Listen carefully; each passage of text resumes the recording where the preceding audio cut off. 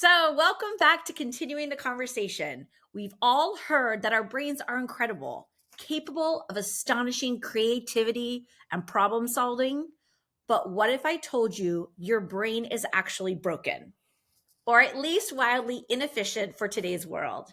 Today, we're diving into a concept that might sound strange at first, but stick with us: thought architecture. It's not about AI tools or prompts or building drawings.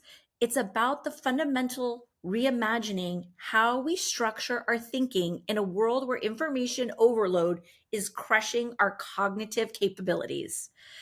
I know you're feeling it. I'm feeling it. I think we're all feeling it. So, to help us make sense of this provocative idea, I'm thrilled to welcome back my friend Rob, the CEO of CharmIQ.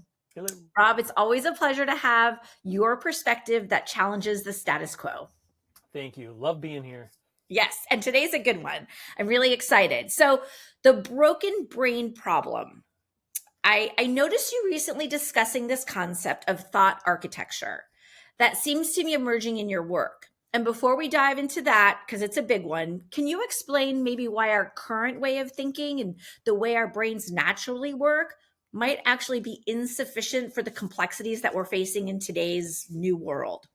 Sure, absolutely. So there's a few things to unpack here, and I know we'll kind of get to it in succession. Um, what's most interesting that we have to contend with is this onslaught, as we've talked about so many times, of all of this information.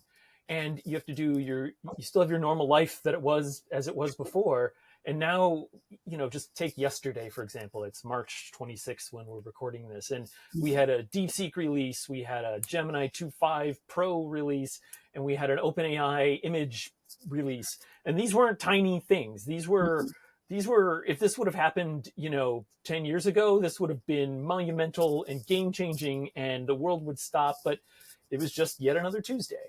And, our brains just don't, like, we have stuff to do. If you kind of, I don't always want to take the Freudian approach and look at how did we evolve kind of thing. But if we just look at that for a moment, like we didn't, our crazy lives and the speed at which information moves and everything else, that's a fairly recent phenomena. Like our body has had no time to adapt to this. And yet our brains are pretty elastic. So somehow they got really big without clearly having a lot of need. Because again, like the amount of information we have at our disposal now, you can imagine 2,000 years ago, you had the Library of Alexandria or something like that, where you could just sit in the walls and so forth. But you had one book at a time and you could pour through it. But now we have this stuff coming in from email and texts and phone calls and everyone's on at least 5 different forms of social media, all of which have their own, approaches that you have to kind of deal with. And, of course we say, our brain's broken with respect to, just to make this more interesting to talk about. But if you think about it, we're getting to a point where, we need help. And I'm not certainly, one way to construe all this that we could talk about here is like, are we talking brain implants and things like that? And no, I'm talking about good old fashioned, like, let's learn new skills kind of stuff here. We don't need to go all robo yet.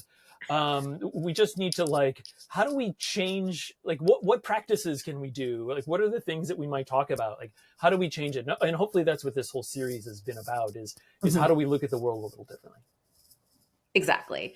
I think you hit on it, right? It's not about robotic brains or brain implants. It's maybe just like restructuring or rethinking about our natural processing, the way we process information. I know for myself, you mentioned like different forms of social media and email and texting and news and newsletters and podcasts, right? It's a lot of information. So what is thought architecture? And so our natural way of thinking and processing, and we're all kind of struggling with this. So this concept of thought architecture, I know when I first heard you say it, I was like, whoa, what is he talking about? What is this kind of concept he's developing? And it sounds like something more fundamental and not just like another productivity system or a way of thinking. So let's dive in a little bit about this defining the thought architecture kind of thing that you brought to the surface this week. Sure. Awesome. So I cannot take credit for the actual term. A buddy of mine, John Evans, who I've known for forever, came up with it. And he's struggling with, I think, this same thing all of us are struggling with, which is when we talk to leaders, Mhm. everyone's thinking about tools right now, especially because all you see are tools, right? You see your chat GPTs and your notebook LMs and your AI studios and Claude Council, like all this stuff, right? You just see tools. But this, we're so we're not really in the middle of a tool change here. Like, sure, there are new tools, but that's not what's going to be hard about this. What's going to be hard about this is a new way of thinking. It's a new experience that we've never had before. We've never had human-like capabilities available to us at scale 24/7. And so I think all of us, people who are doing AI transformations, people who are talking, yourself, Chelene, people who are talking to leaders, we're trying to find ways to broach this new subject, because people talk about Gen AI and they're like, yeah, chat GPT. And it's like, no, you're not getting it. Like, your job as a leader sure, it is to make sure your people have access to these tools, but how do you think about them? And Mhm. so where this came about is, especially like my background, when somebody talks about software, they always say, well, what's your architecture? How is it built? Like, what is the software architecture? What's your product architecture? So this kind of a notion of an architecture is very common. If you're not in software, you might think of architecture as like buildings and things like that. Right, And of course, right. that's where the ideas come from. But for those of us who work in software, you're always talking about the fundamental pieces, the building blocks, if you will, the Lego pieces of what is available to you to build something. So you've Mhm. got your curved edges, you've got your windows, you got your tall blocks, your short blocks. Like, what are the things that you have available to it? And I think John and his team came up with a really cool idea, which is, again, how do you get a leader to not think about the tool, but to think about the fact that this is something fundamentally different? And he came up with this notion of a thought architecture. Like, what Mm. is your thought architecture today? And what's interesting is most people don't think about it. Like, what Mhm. tools do you have available to you? What building blocks do you have available to you as you're working on things, so that you can think through problems, better, cheaper, faster? Again, a lot Mhm. of us think of the tactics that we're doing. Like, I have to go perform this thing, so I go into a document and do that or whatever. But there needs to be the idea. Like, where do the ideas come from? Like, how do you mature those things? And we have processes, right? So we have Agile and Scrum and all these kind of processes that we build. And I'm speaking again from a software perspective. And again, those are tools as well that you put into your into your process in order to get this stuff to work. But what's interesting about where this kind of came to me was, it was from an article of a mutual friend who was talking about a leader. And it's one of the folks that, not a lot of people have time to like learn new things. So when do you learn them? Like, most people now on your commute, while you're working out. That's why podcasts are so big now, is people are trying to jam all this information, this new information, in somewhere. Where does it fit? Mhm. And they were talking about how, when they're on the treadmill, they now can just talk with their AI and get some feedback. And that's one of those things. Like, that's a piece of your thought architecture. It's like, again, what are the components of the different things? Like, and even coming towards, physical activity and things like that. Uh, you know, Exercise is super important to like really kind of stimulate your brain to focus on a different task rather than sitting in front of a computer. I always get my morning epiphanies when I'm in the shower, just like literally the act of rubbing what little hair I have left, literally stimulates my brain. And again, like, that's part of my thought architecture, is my Right. workout in the morning. Part of my thought architecture is my morning, like, rubbing in the conditioner. Like, it actually is. If I didn't have that in there, there'd be something missing. And again, some Yes. of these pieces are some of these tools that we have. Earlier today, I was working on writing up a presentation, and I've gotten so used to having my charms provide me with new information, different viewpoints that I just didn't have, or I didn't have the capability of thinking about. And to be able to bring in different charms that have different approaches in the world and look at it and just give me a different perspective, it's like, oh, that's very interesting. So those are part of my thought architecture. And so once I think you have your thought architecture, like, how are you solving problems, then you can start to backfill with tools and things like that. Yeah, I think you're right. From a software perspective, I get that I come from sales and leadership, change management, and I remember back in our Yahoo days, as we were launching products, this product would come to us and say, "We have this product, we've built it, you need to launch it," right? And so we would say, "Okay." We would look at the product, look at the overview, and we would get into like our war room, if you would, from a sales perspective and say, okay, like who's the target audience? We'd partner with marketing, right? How do we market it? Who's the target audience? Like all the tools that we bring into actually bringing a product to life, right? And to the world.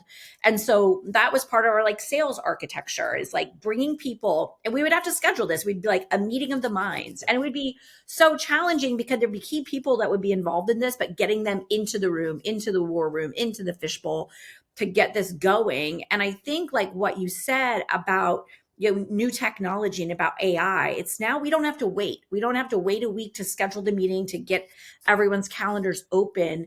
We can actually have these very stimulating conversations with our team, whether they're humans or technology, immediately. And so you have it in the shower. I have it in my morning exercise routine. Some of these things come to me, and I have to be better at like jotting them down or remembering them. Yep. But I do love, and one thing that I did take from my time at CharmIQ is I don't have to sit at a keyboard and type. I can speak. And so now I literally don't really type at all. Everything is voice to text. And it's amazing, from an AI perspective, in the AI tools, this cognitive extension, right? And we're delegating tasks to and working with the machine that, it takes like a little bit, but then you don't think of them as just my dudes or my charms. I think of them as my team. And I actually give them specific names, right? Which is interesting. So let's get practical. You spoke about a couple things about when do these thoughts come to you, and physical exercise is really, beyond the desk. And I think that's, how does that play into our thinking and our strategy? Like that movement, how does that play a role in our brain activity and what our brains are actually when they do their best work?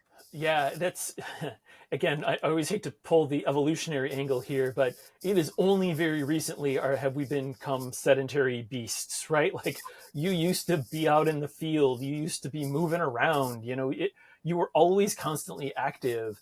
And I think our bodies are really, designed for that. Yes. I would just say, I think very differently when I'm at a desk versus when I'm standing at a desk. I know a lot of people that do the treadmill walking while they're typing thing.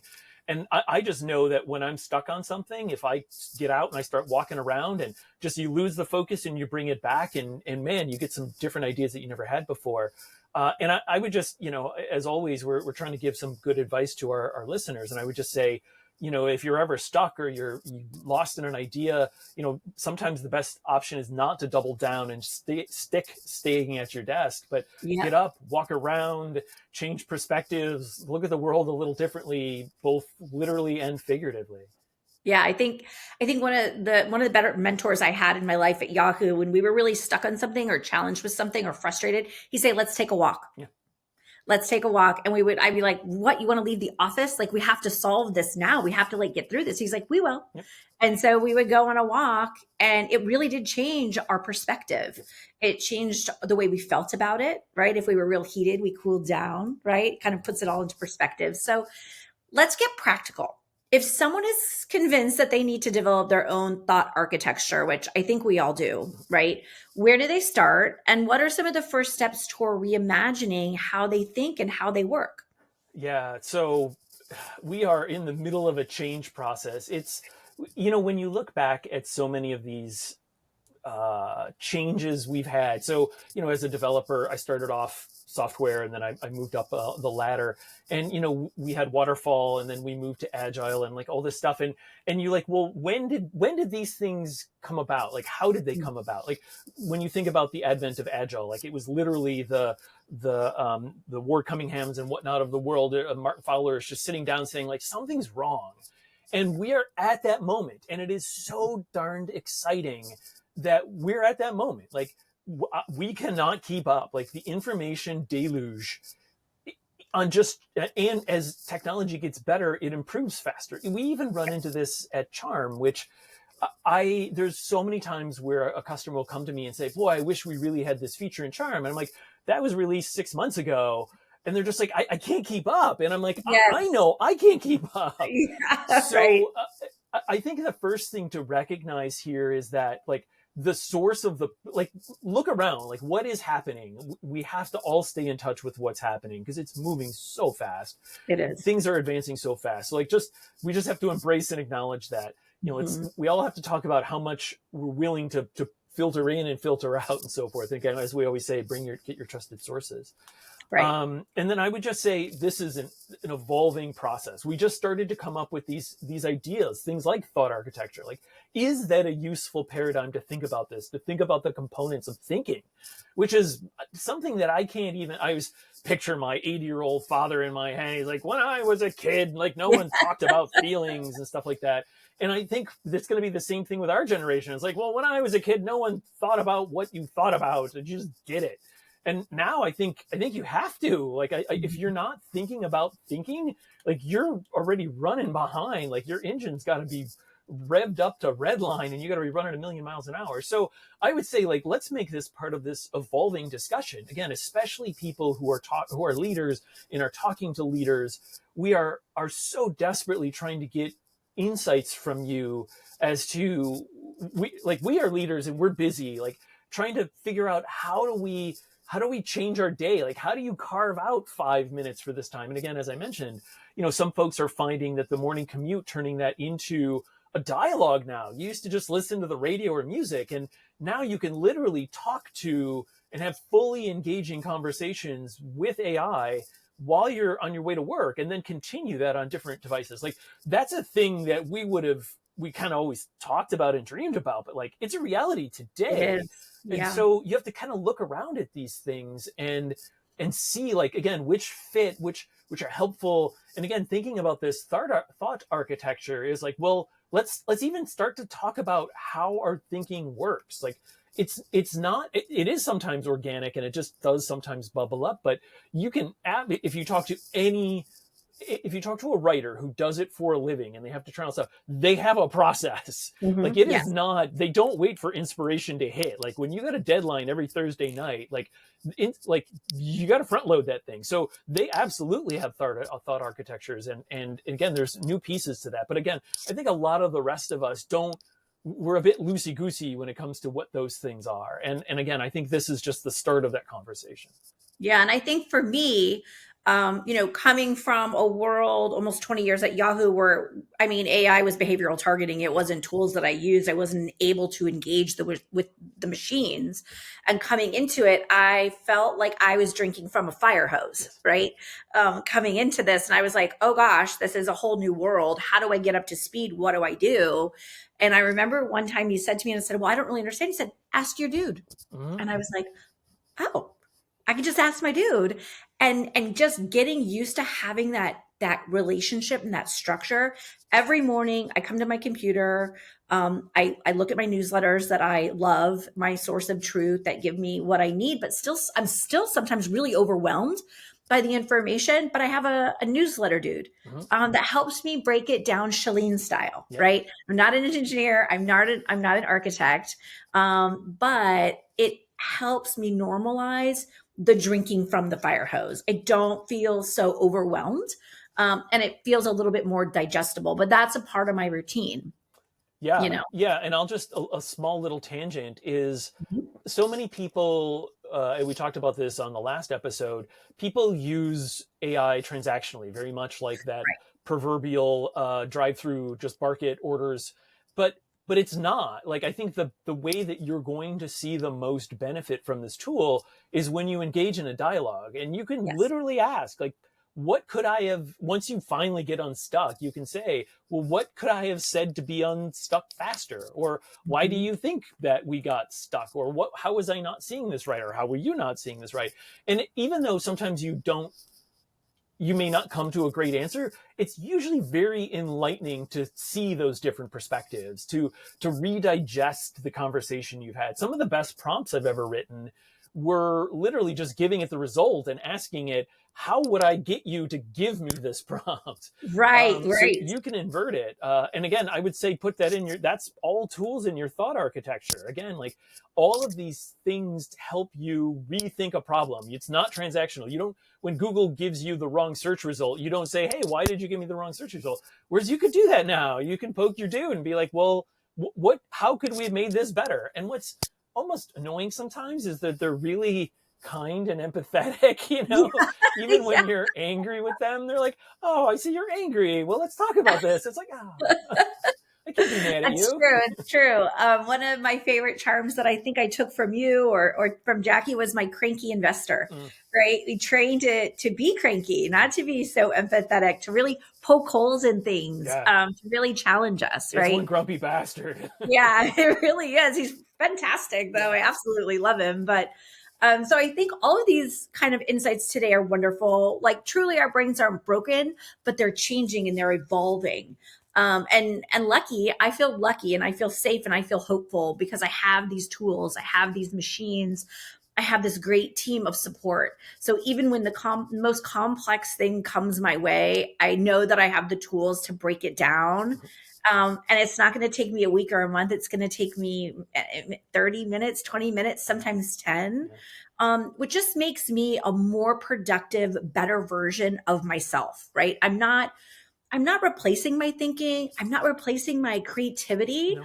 I'm not replacing all the things that make me me. I'm just supercharging them with the That help of my charms, that is which, so important. Thank you for bringing it in. I can always count on you for bringing that notion in. Yes. So just as we're not talking about brain implants, and just as we're not right, talking about AI replacing your job, we're also right. not talking about AI replacing your thinking. This Mm, is to really augment and to unlock some of those abilities that you've always had, but you just, how many times does everyone said, oh boy, like I wish I would have, et cetera, right? And mhm. now you can ask those questions in a very comfortable, unjudgmental space, and ask the things that you always kind of wondered about. Yeah. And it's so wonderful. Again, yes, this is absolutely not about replacing the way you think, or even like having it change you. The goal is to expand and to enable you to do all those things that you might have wanted and you couldn't or didn't have the time or whatever. So Yeah, I'm excited. I'm excited for Charlie and June, who are my kids, who are in, middle school and high school. I feel like they have so much more. I mean, it's like I didn't walk to school in my bare feet in the snow, but I had these super heavy textbooks and these big encyclopedias, and I did these amazing reports and research. But it took me weeks, right? And instead of it taking them weeks, it takes them just a few days, and it really amplifies what they bring to the table and it challenges them to think a little bit differently and quicker. And I just love it. So, Rob, again, this has been genuinely mind bending. And I think we're only scratching the surface of this concept of thought architecture. You've challenged us to rethink not only how we use AI in these tools, but how we actually think ourselves and how we train our brains, like getting up from the desk, taking a walk, going outside, maybe even looking out the window. Even on our commute to work, right? Like listening to this podcast and making notes, right, with your AI and challenging us. Leave us a comment. Let us know what you think of this concept and what some of your thought architecture involves and some new ways of thinking. So thank you, Rob, and for everyone watching. I hope this conversation has sparked some uncomfortable but necessary reflection. And if you haven't started to think about reimagining your thought architecture, do that today. And I think the best way to do it is open a workspace and start the conversation, start the chat, and see where it goes. And let us know what you find out and what tools you're using and what's working for you. Rob, I look forward to seeing you next week. And for everyone out there, we'll leave our Charm links below to previous conversations and, of course, to the charm.iq website. Thanks, everyone. thank you. Bye. Bye.